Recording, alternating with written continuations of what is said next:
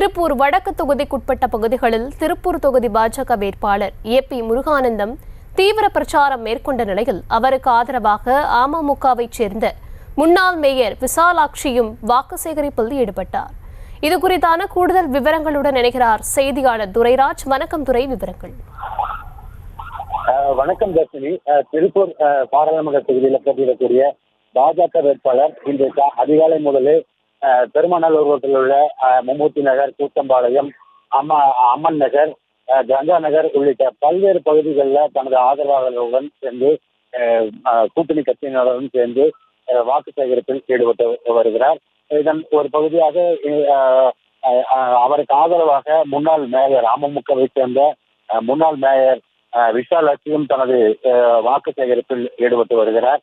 பல்வேறு இடங்களிலும் அமோக வரவேற்பு இருப்பதாகவும் கடந்த